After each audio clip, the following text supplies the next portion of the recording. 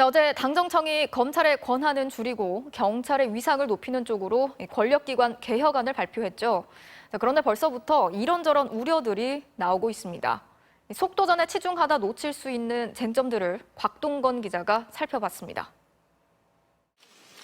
당정청이 내놓은 권력기관 개혁안이 확정되면 검찰의 직접 수사 사건은 현재 연간 5만 건에서 6분의 1 수준으로 크게 줄어들 전망입니다. 그래도 사회적 이목이 집중되는 대형 사건들은 주로 검찰에 맡겨질 가능성이 높습니다.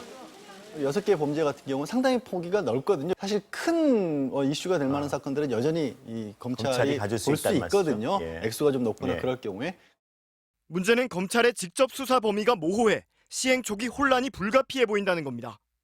범죄 혐의를 받는 공직자의 지위와 뇌물 혹은 사기 등 피해 액수에 따라 검찰이 수사에 나설지 정한다지만 수사를 시작하기도 전에 사건 규모가 제대로 파악될 리 없기 때문입니다. 정부의 한 관계자는 일단 고소고발장이 접수되거나 사건이 인지된 시점을 기준으로 수사 주체가 정해질 것이라고 내다봤습니다. 하지만 공직자 범죄의 경우 출범을 앞둔 고위공직자 범죄수사처와 검찰이 수사 범위 등을 놓고 충돌할 가능성은 여전합니다. 이처럼 검찰의 수사 범위가 줄어드는 반면 경찰은 수사의 개시와 불기소 사건의 종결 권한을 한 손에 쥐게 됐습니다. 그러나 수사의 개시와 종결을 모두 검찰이 지휘하는 현 체계가 바뀌면 경찰이 알 수 없는 이유로 사건 처리를 미뤄 공소시효를 넘기는 등 문제가 생겨도 견제할 수단이 없습니다.